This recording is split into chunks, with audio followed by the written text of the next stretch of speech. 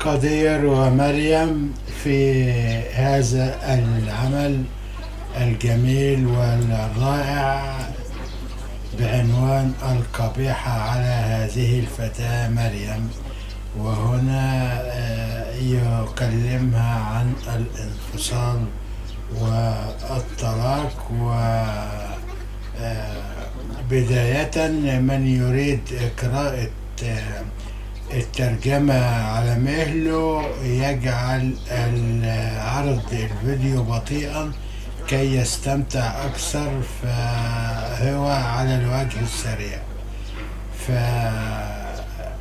فممكن لو بتتفرج من أي موقع في بيبقى تسريع وفي تبطيء، فانت تبطئه وتقرأ الترجمة عادي. فهنا الأحداث كما نراها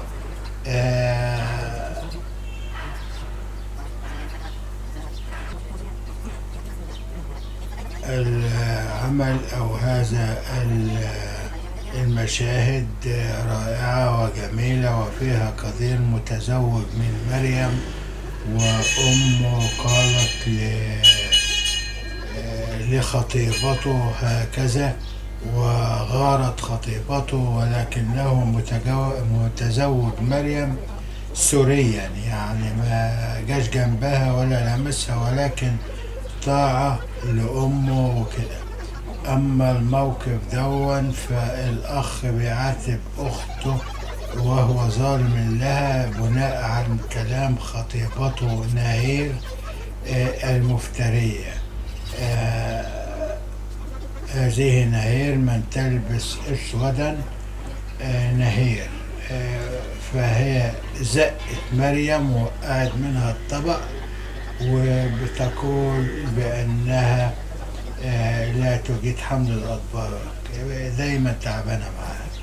أما هذا الرجل العم لقدير ويقول له أبي، وابنته هذه تحبه وتعتبر خطيبته، وهو يصالحها ويقول لها بأنه سوف يطلق مريم ولا تشغلي بالك هكذا، وصالحها ورضاها بعدما يأست منه أو اتغاظت منه، وكانت جاية تخبر أبوها وكده، وهو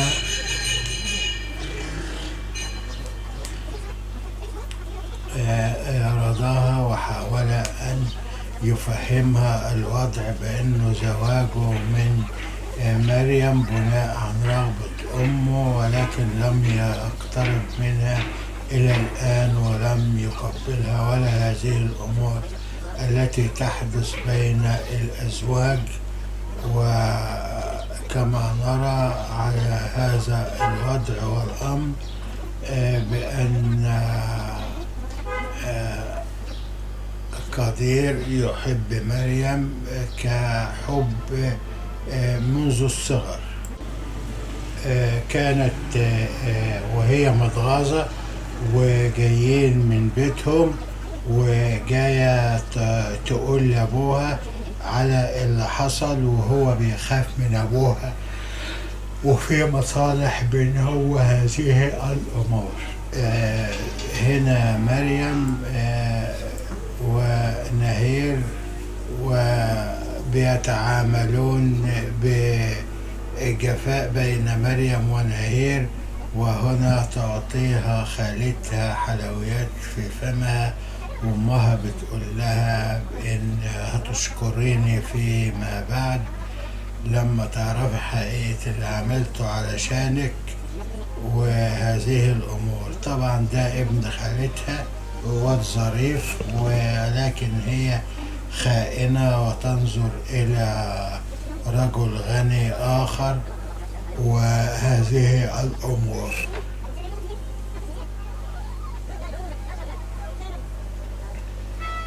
هنا لما جاب نهير كانت في هربانة من الخطوبة ومش عايز يتم الخطوبة. هنا هذا قدير مع هذه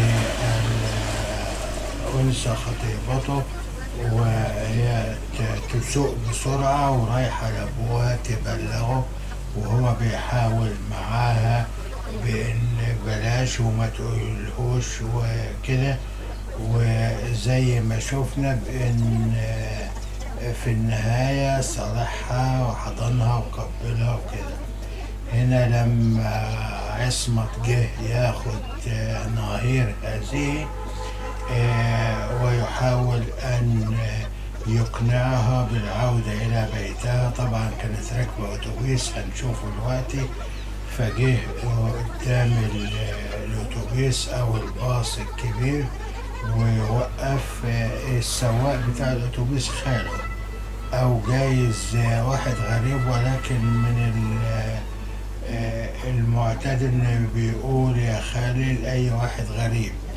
هنا نزلها من الباص وكلمها ورجعها، وتمت الخطوبة فعلا بعدما قالت في عقل بالها أنا أخليه يعمل اللي أنا عايزاه، وأنا مع المعجب بيا وأنا معجب بيه، اللي هو ابن الأغنياء.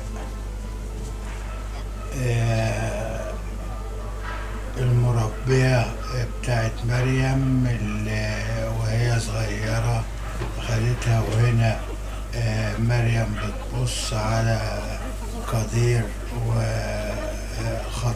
وهذه المرأة التي غارت من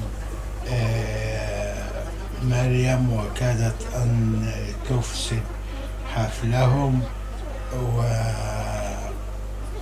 وعندما أتت ولا يعرفونها، وقالت بأنها أتت لتهنئ ناهير بخطبتها. وهنا طبعا عصمت بيكلمها بحرص، وهي متفاعلة مع الحدث ومش عايزة تظهر اللي في قلبها أو اللي بتفكر بيه. ولكن هنا يحدث بأن فكرت أن تقوم بإفساد هذه الحفلة. هذا فكر منها، ولكن لم تقوم به، وتم مجاوزة الحدث، وأخذت قدير وفي عربيتها ومشوا. وكانت مريم بتبص عليهم زي ما شفنا. وهنا هذه الأمور